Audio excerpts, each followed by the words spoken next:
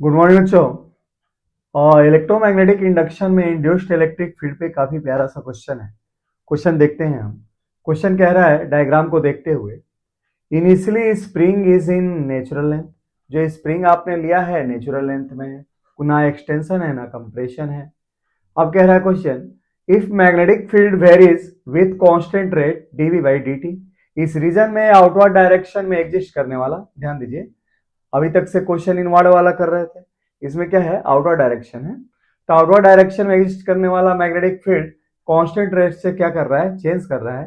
तो ऐसी स्थिति में क्या करना है बच्चों, आपको निकालना है पहला compression in the spring, spring में कंप्रेशन कितना आएगा ये फाइंड करना है। और दूसरा, अगर सडनली आपका मैग्नेटिक फील्ड यहां इस रीजन में जीरो हो जाए तो बताएं कि ये जो मास स्प्रिंग के साथ अटैच है, जब ये ओसिलेट करेगा तो ओसिलेशन का टाइम पीरियड क्या होगा। तो देखते हैं बच्चों, सॉल्यूशन निकालते हैं।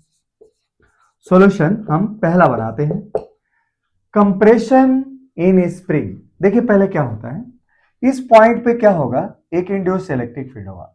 इंड्यूस इलेक्ट्रिक फील्ड निकालने के लिए चूंकि हमारा मैग्नेटिक फील्ड सर्कुलर रीजन में एग्जिस्ट करता है, इसलिए हमने एक लूप यहाँ पे ऐसे सर्कुलर शेप में यहां से ऐसे मान लीजिए ऐसे पास कर रहा है ना। अच्छा, हमारा जो इलेक्ट्रिक फील्ड है किस डायरेक्शन में होगा, तो ध्यान दीजिए अगर इस रीजन में कोई भी एक कंडक्टिंग लूप हम रख दें तो इस लूप में मैग्नेटिक फील्ड इस डायरेक्शन में क्या कर रहा है, इंक्रीज कर रहा है। अब मैग्नेटिक फील्ड अगर इस डायरेक्शन में इंक्रीज कर रहा है तो फ्लक्स भी इस डायरेक्शन में इंक्रीज कर रहा है बच्चों।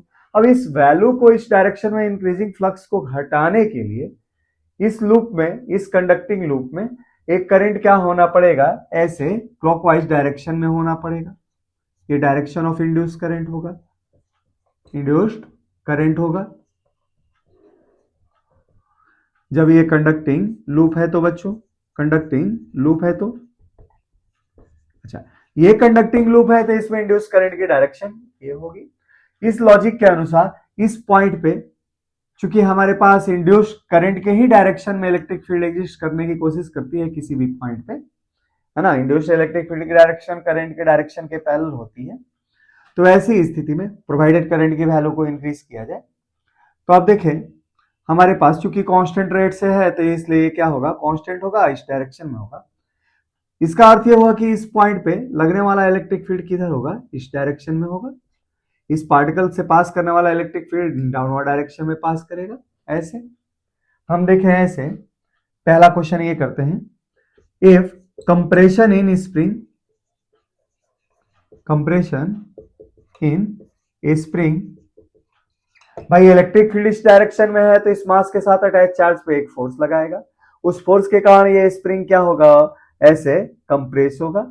अच्छा अब देखें, अगर इनिशियल मास के कारण कंप्रेशन को नेग्लिजिबल माना जाए, क्योंकि मैं नेचुरल लेंथ की बात कर रहा हूं, इस लेंथ को नेचुरल लेंथ में इनिशियली आपको कंसीडर करना है, तो ग्रेविटी के इफेक्ट को आपको नेग्लेक्ट मानना है। तो ऐसी स्थिति में इस इलेक्ट्रिक फील्ड के कारण जब इसको कंप्रेस किया जाएगा, यहां पे ध्यान दीजिए, if compression in spring is x and gravitation is neglected, gravitation is neglected,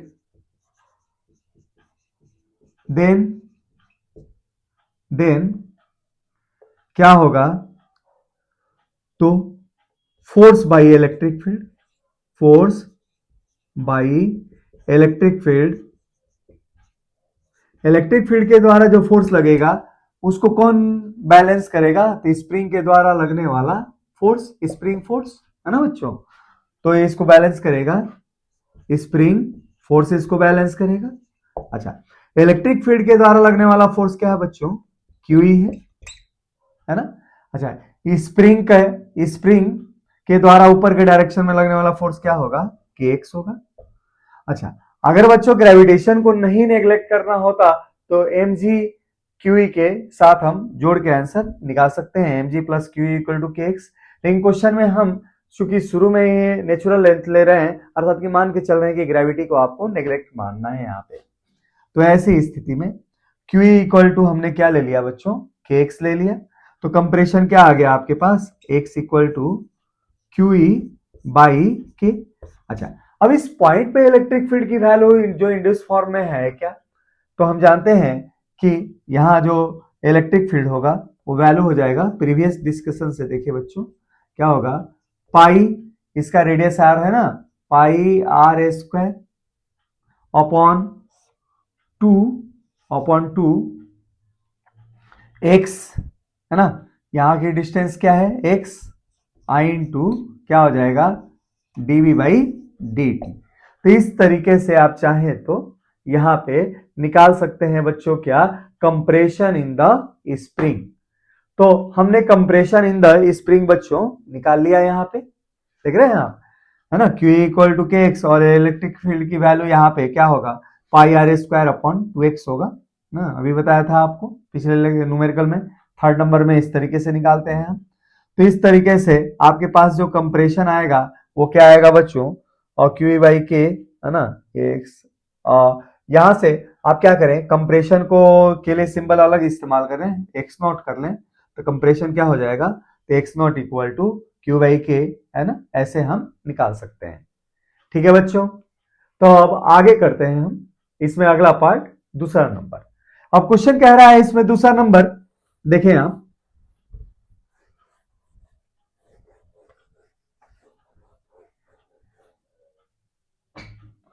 और सेकेंड नंबर देखें इसमें, जैसे ही मैग्नेटिक फील्ड को यहां से हटा लेते हैं तो ये ऑसिलेट करने लगेगा। अब ऑसिलेट करने लगेगा तो टाइम पीरियड क्या होगा, तो हम जानते हैं कि स्प्रिंग मास सिस्टम का टाइम पीरियड क्या होता है, 2 pi under root m by k. वो सारे अदर फैक्ट से क्या होता है, इंडिपेंडेंट होता है बच्चों, है ना। तो हमारे पास यहां दे सकते हैं हम क्या, अभी भी टाइम पीरियड जैसे हमने हटा लिया तो इलेक्ट्रिक फील्ड तो जीरो होगा। अब ये ग्रेविटेशन के कारण ही ये क्या करेगा, ऑसिलेट करेगा। अब ग्रेविटेशन के कारण ऑसिलेट करेगा तो हमारे पास क्या होगा, T equal to 2 pi under root m by k. तो टाइम पीरियड हमारा अभी भी कितना रहेगा, ओरिजिनली स्प्रिंग पेंडुलम की तरह ये एग्जिस्ट करेगा।